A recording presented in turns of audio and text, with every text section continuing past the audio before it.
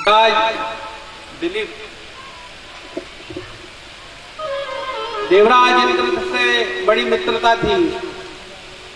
एक बार स्वर्ग जाते हुए पृथ्वी पर आने की बहुत जल्दी थी, बहुत जल्दी तेजी से पृथ्वी की ओर आ रहे हैं।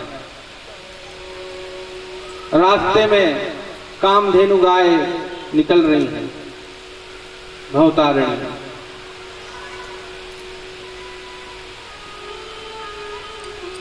प्रणाम करना भूल गए। चले जाए, चले जाए।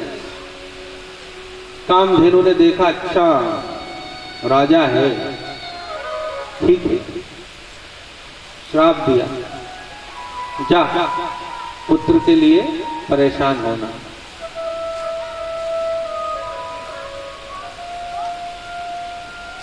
गुरु की शरण, बहुत चिंतित, गुरु की शरण ली, गुरु के शरण गए। गुरु ने कहा ये गौशाला है, इसकी सेवा का कार्य संभालो। राजा दिलीप गौशाला की सेवा कर रहे हैं, दोनों पति पत्नी। 1 महीने गौशाला की सेवा की जवाबदारी दे दी। रोज बढ़िया पूरा उनका गौशाला का पूरा गोबर हटाना, रोज वहां सफाई करना, गोमूत्र खाना, लीपना छापना, धर्मपत्नी का कार्य। और पतिदेव महाराज दिलीप रोज गायों को चराने वन में ले जा रहे हैं, सेवा कर रहे हैं, सेवा कर रहे हैं, सेवा कर रहे हैं। गुरु की आज्ञा है। एक दिन अचानक एक वन में पहुंचे जहां वो गोचरण करा रहे थे। एक ऐसा स्थान जहां बहुत ही सुंदर वृक्ष लगे हुए हैं, बहुत ही सुंदर वृक्ष। और उन सुंदर वृक्षों के झुरमुट के बीच महाराज दिलीप का मन रीझ गया। अरे वाह, कितने सुंदर वृक्ष है, वाह कितना सुरम्य वन है ये तो। इस वन में आकर तो आनंद आ गया, और इस आनंद के चक्कर में गाय आगे निकल गई। पता नहीं चल पाया कब गाय दूर हो गई अपने से। एक शेर आकर झपटता है गाय के ऊपर, एकदम राजा दिलीप की दिमाग में झनकार कौंधी कि राजा दिलीप तुम अपने कर्तव्य से दूर हो गए हो। राजा दिलीप तुरंत दौड़ पड़े गायों के लिए। शेर हमला कर चुका है, पकड़ने की तैयारी है। राजा दिलीप ने तुरंत अपना धनुष बाण निकाला और जैसे ही उस शेर की ओर ताना, वैसे ही उसका हाथ मस्तक पर चिपक गया। और मनुष्य की आवाज में आकाशवाणी होती है कि राजा दिलीप, ये शेर कोई मामूली शेर नहीं है, ये शेर भवानी का शेर है। और उसको ये वरदान प्राप्त है कि इस वन क्षेत्र में जो भी पशु आएगा उसका भक्षण करने का अधिकार इसको रहेगा। अब तुम इसको नहीं बचा सकते।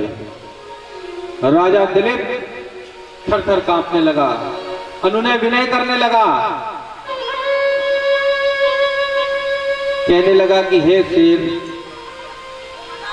आप कृपा करके इन गायों को छोड़ दीजिए, इनकी रक्षा का दायित्व तो मेरे ऊपर है, ये गौ माता है। यदि इनको कुछ हो गया तो मैं गुरुजी को क्या जवाब दूंगा? इन गायों की रक्षा करना मेरा उत्तरदायित्व है। आप इनकी रक्षा में मुझे सहायता दें, आप जो कहें मैं वो करूंगा, बस इन गायों को जाने दें। राजा दिलीप की इस बात को सुनकर उस शेर ने कहा कि राजा, तेरे गौशाला में तो हजारों गाय हैं, कोई सी भी गाय जाके गुरु को दे देना, तुझे क्या कमी है? इस एक गाय को तो छोड़ दे मेरे लिए, ये तो मेरा अधिकार है, मेरे क्षेत्र में आ गया, मैं इसे कैसे जाने दूं? राजा दिलीप के अनुनय विनय को लगातार देखते हुए जब उसने ऐसा कहा तो उसने कहा, नहीं, आप मुझे खा लीजिए पर इस गाय को छोड़ दो। क्योंकि ये मेरे गुरु की गाय है और इसकी रक्षा का दायित्व तो मेरा है और मैंने वचन दिया है। मैं अपने वचन से पीछे कैसे हट सकता हूं? जब राजा दिलीप ने इतना अनुनय विनय किया तो शेर ने कहा, ठीक है राजन, मैं तेरी बात स्वीकार करता हूं और इस गाय को मैं जाने देता हूं, पर तुझे अपना मस्तक नीचे झुकाना होगा और मैं तेरा भक्षण करूंगा। जैसे ही राजा ने कहा, जो आपकी इच्छा, बस मेरी गाय को आप घर जाने दीजिए। चमत्कार होता है और हाथ जो चिपका हुआ है मस्तक से वो छूट जाता है। राजा दिलीप अपने वचन के अनुसार अपने धनुष बाण को एक तरफ रखते हैं और कहते हैं कि हे सिंहराज, मेरा मस्तक आपकी सेवा में हाजिर है, आप जैसे चाहें जहां से चाहें मेरा भक्षण करें, मैं पूरा का पूरा आपके लिए समर्पित हूं। बस मेरी गायों को आपने छोड़ दिया, मैं अपने वचन के लिए अपने प्राणों को त्यागने के लिए तैयार हूं। और जैसे ही दिलीप ने अपना सिर नमन किया, आकाश से पुष्प वर्षा होने लगी है, चारों ओर एक रोशनी फैल गई, हर ओर एक उजास हो गई, एक दिव्य शक्ति की आवाज आने लगी कि राजन, मैं कामधेनु हूं, मैंने तुझे ये श्राप दिया था कि तूने मुझे न प्रणाम किया न मेरी ओर कोई ध्यान दिया। जा, तेरे द्वारा दिया गया ये दान, अपने जीवन का दान, तूने प्राणों का भी ध्यान नहीं दिया। मैं तुझे आशीर्वाद देती हूं कि अब जो मेरा दूध निकलेगा वो तू कटोरे में भर ले और उसे जाकर पी लेना, दोनों पति पत्नी, तुम्हारे यहां पुत्र संतान होगी। राजा दिलीप हर्षित होकर सीधे अपने गुरु चरणों में गए, वह दूध लेकर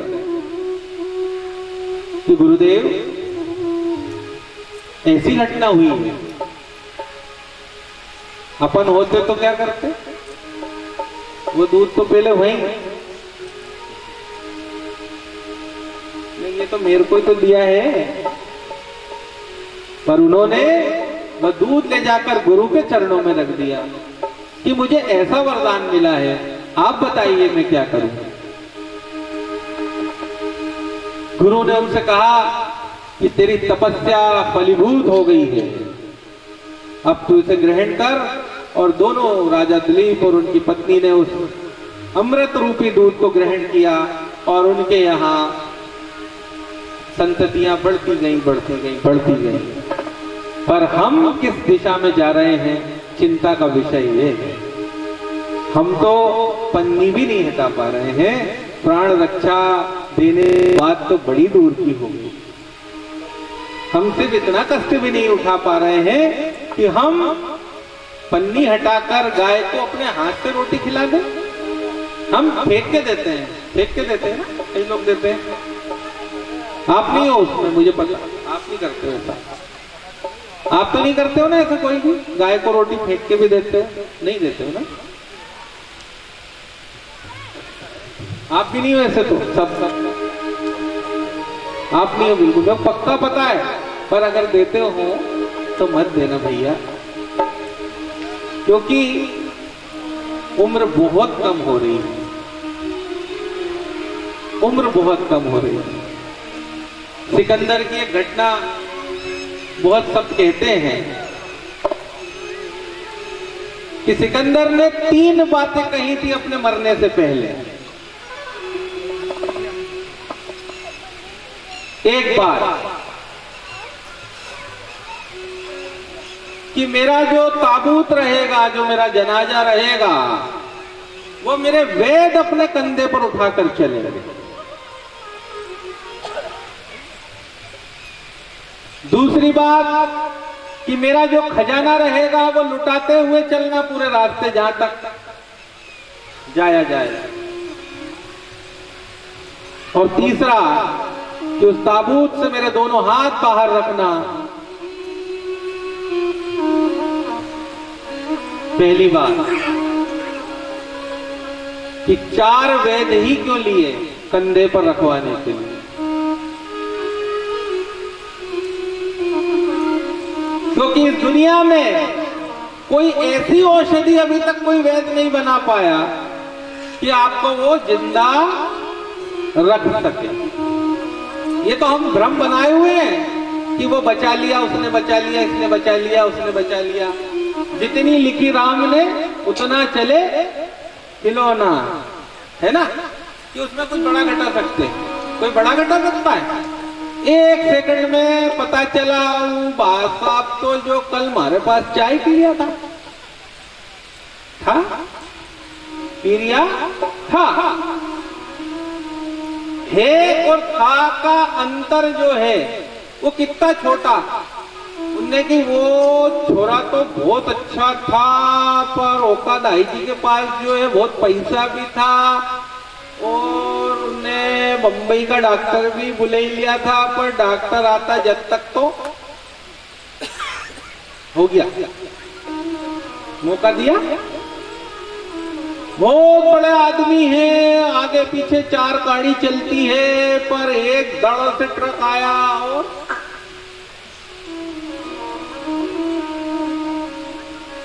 ऐसा सुनते, हम हर पल सुनते।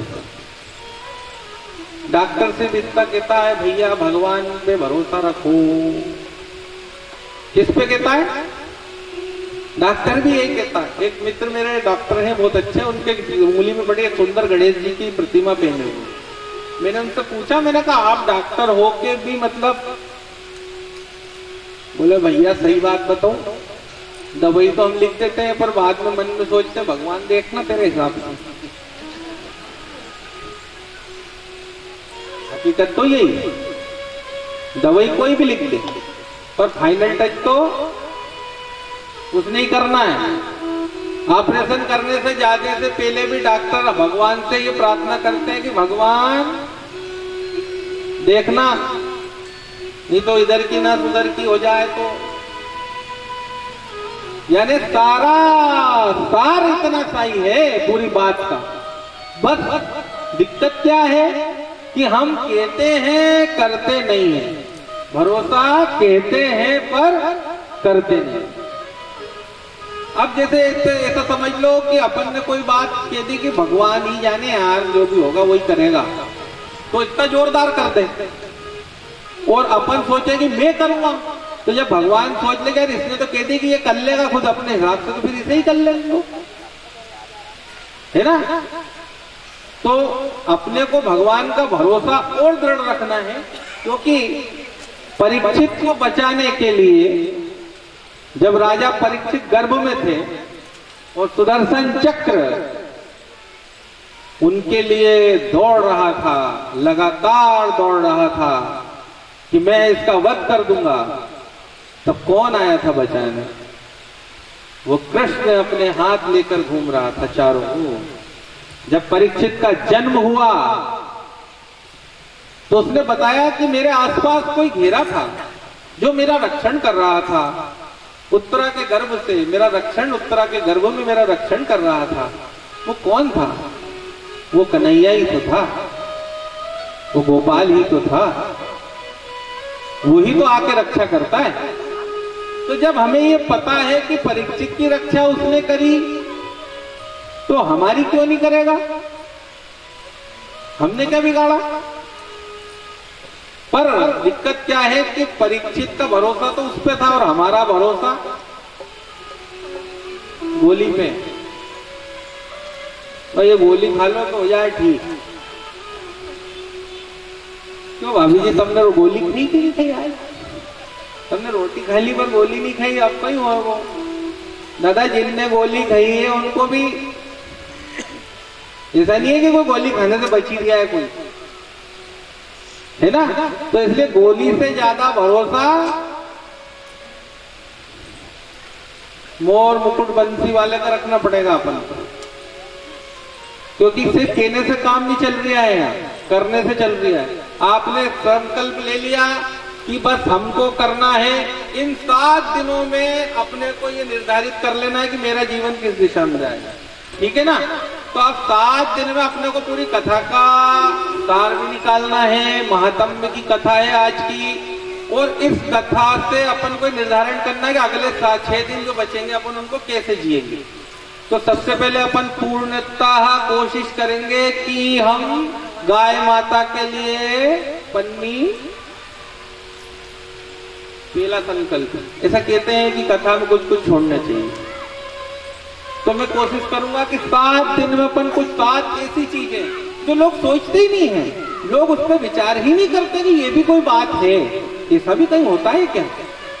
पर जब उस गाय के पेट में पन्नियों का मलबा इकट्ठा होता जाता है और जब वो भोजन नहीं कर पाती है, उसकी पीड़ा जो होती है उसका आप एहसास नहीं, कल्पित हो जाओ कि 7 दिन हम समय निकालेंगे और हम अपने परिवार का, अपने कुटुंब का, अपने मोहल्ले का, अपने आस्था का, अपने क्षेत्र का रक्षण करने के लिए, सुख समृद्धि के लिए, शांति के लिए, इस कथा यज्ञ को अच्छे से अच्छा बनाने में जो योगदान हो सकता है वो करेंगे। उसके लिए यदि